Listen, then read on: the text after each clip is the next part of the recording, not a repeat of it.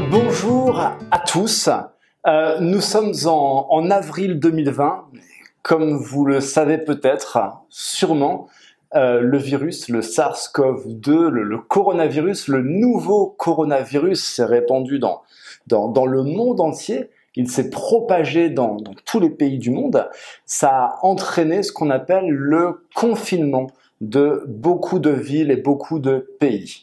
La France est encore confinée, jusqu'au moins en mai 2020. Ce confinement, le virus a entraîné un ralentissement très fort de l'économie. Bref, c'est la merde. Enfin, la merde.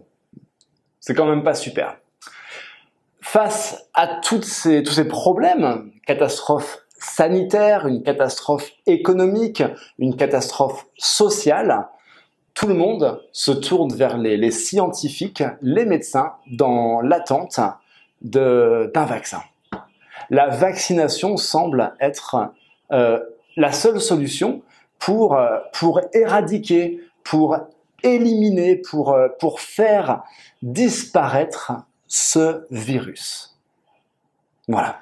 Alors, on va travailler ensemble sur la vaccination, l'administration d'un vaccin dans le but de stimuler le système immunitaire afin de développer une immunité contre un agent infectieux. On en parle un petit peu ensemble. Alors, on parle ici du système immunitaire. Le système immunitaire, c'est dans le corps ce qui va protéger notre corps contre les maladies. C'est le système immunitaire.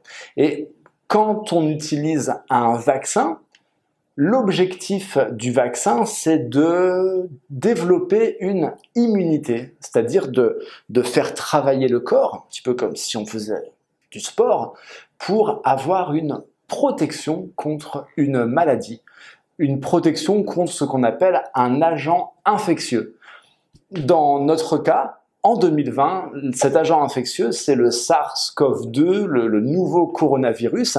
Et cet agent infectieux, ce virus, SARS-CoV-2, il va provoquer une maladie, la maladie qu'on appelle le Covid-19. Donc le virus, c'est le SARS-CoV-2, le coronavirus. Et ce virus, quand il entre dans le corps d'une personne, il provoque une maladie, le Covid-19. La vaccination. Alors, dans cette série de vidéos, on ne va pas étudier spécifiquement le Covid-19 ni le coronavirus.